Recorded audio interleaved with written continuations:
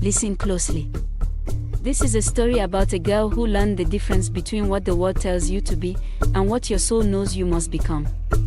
There was once a small town wrapped around a slow river, the kind of town where front doors never locked and the market seller could recite your childhood like a poem. In that town lived a girl named Amma. She was 17 the year everything changed. Not spectacularly different in appearance, hair tied with a ribbon, plain dress, hands that knew the names of blunt instruments and soft lullabies. But Amma had a secret the town could not see. She carried a river of dreams inside her chest. It started like a whisper. At first, her dreams were the ordinary things: mangoes piled high, exam questions with answers she almost knew, a school teacher smiling. But then the dreams shifted. They began to show her things that had not happened yet: a road collapsing underfoot, a child calling her name from a far-off house, a storm that came not from the skies but from nowhere, a darkness rolling like spilled ink. She would wake with the taste of metal on her tongue and the conviction that something urgent slept in the world. Each morning she carried these images like a song stuck in her mouth, humming fragments to herself between milking the goats and sweeping the yard. Friends teased her and called her a dreamer with fond eyes. Her mother pressed her palm to Amma's forehead and called it imagination. Even Amma began to doubt whether her dreams were more than a strange habit. Then, one night, not a thunderous night, not one a poet would linger on, Amma dreamed herself standing on the threshold of her own house. In the dream she watched a version of herself step from the courtyard into the dusty lane like a shadow that had learned to walk. This other Amma wore the same ribbon, but her eyes were steady in a way Amma's eyes seldom were. She walked past the well, past the mango tree, and stopped at the place where the river bent. The exact place where years before a bridge had once collapsed. Amma woke with her heart pounding so hard she thought it would burst the walls of her ribs. She told her mother what she had seen. Her mother kissed her hair and said, "Dreams feed you to be brave. Eat your breakfast." But the image would not leave Amma. She could see the way her dream self's feet found the stones of the path as if they belonged to her. There was a calm she had never felt, the kind that steadies a hand before it lifts a torch. 3 days later, a rumor arrived like a hawk: the old market bridge had been undermined by heavy rains upriver. The town council declared it unsafe. The villagers were told to avoid the river bend and take the longer road by the cliffs, but that road was dangerous. The cliff suffered rock slides in the rainy season, and the traders began to grumble. Children who had never seen a dangerous thing began to whisper about how a way could vanish overnight. Amma's heart knew the time had come. She knew because the dream had not only shown her the bridge, it had shown her the exact hour the first crack would form. 3 days after the dream, at noon, when the sun hung tired and the river smelled like wet clay.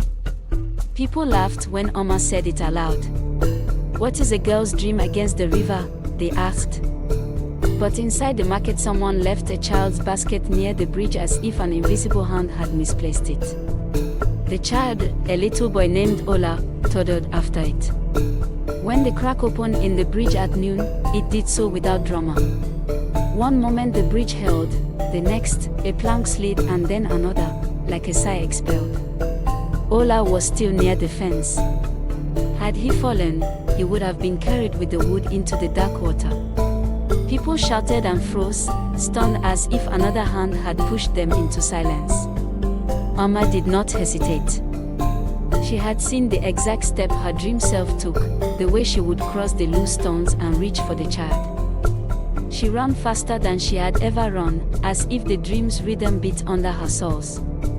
Her foot slipped on the wet stone, she felt water lash her ankle, but she kept going.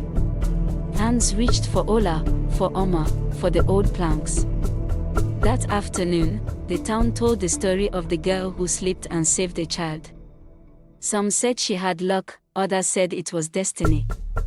And yet luck and destiny do not explain the second part of Amma's story. 2 nights after saving Ola, Amma dreamed again.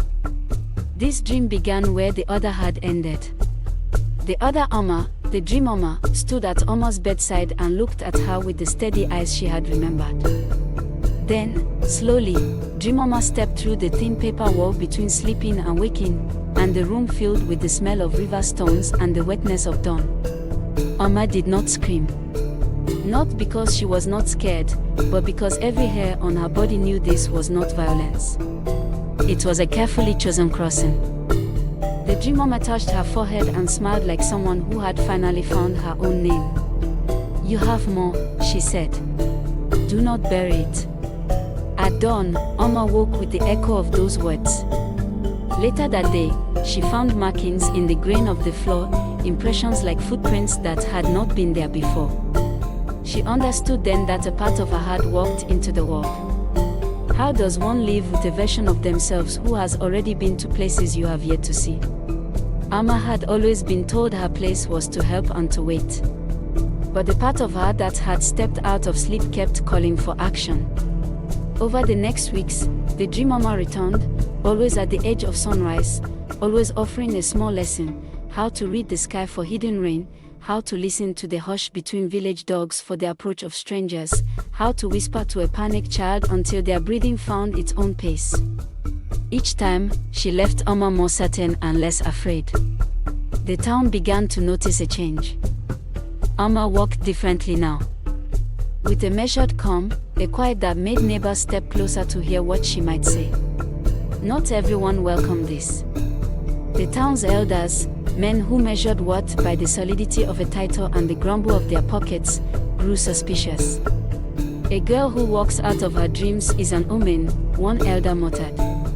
"What if the spirits are using her to make us change?" Rumors spread like spilled oil. Soon, the market sellers who had once patted Amma on the head crossed the street when she passed.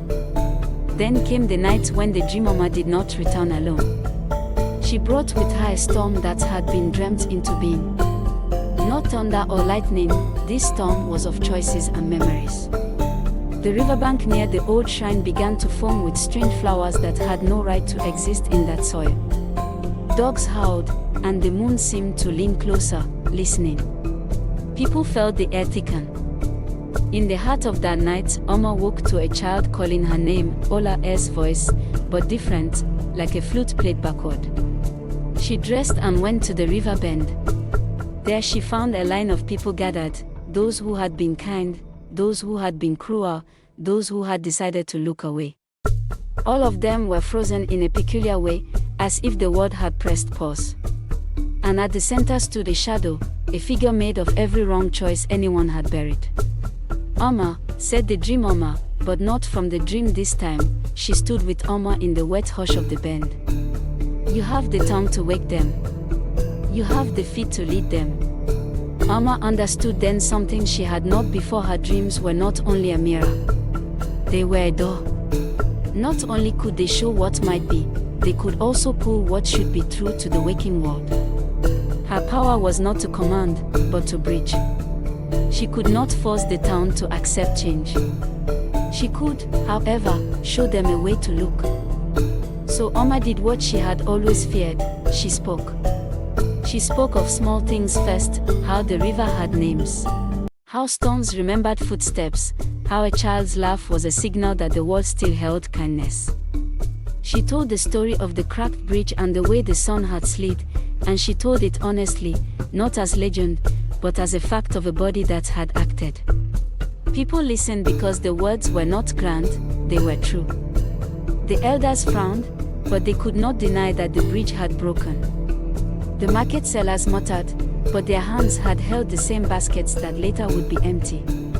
Over time, more of Amma's dreams began to step into daylight.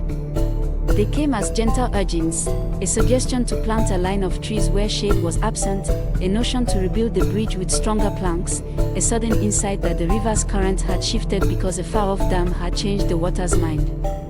Each dream required something: a risk, a conversation, a small rebellion against the easy path of complacency. Not all dreams were welcome. Some chased old secrets into the open. A talking goat in one dream revealed lies hidden for years. A mask in another dream exposed true faces at a festival. These revelations pulled stitches from the fabric of the town, painful, but necessary. People who had been wronged finally had names to call. People who had been beloved had to stand before the proof of their actions and decide. And this is the heart of the story. Oma never used her gift to punish. She used it to remember. She walked out of her dreams and into the messy, loud, breathing world with the intention to remind people who they had been and who they might still become. One evening, when Oma was no longer the 17-year-old who feared her own shadow, a woman walked up to her in the market. It was the town elder's wife, the woman who had once called Oma a dreamer with a smile that had been troubled. Now her eyes were steady and damp. She took Oma's hands and said, "You pulled us into ourselves. For that, thank you." Oma's reply was small. "Alone," she said. "It belonged to all of us. I only opened the door." Years later, when children played near the river and the bridge bore the weight of carts and laughter, mothers would tell the story of the girl who walked out of her dream. They said she taught a town to listen to its softer voice, the one that remembers to care even when profit tempts you to forget. They said the river sang a different song now, one of ties that could not be ripped by greed or fear.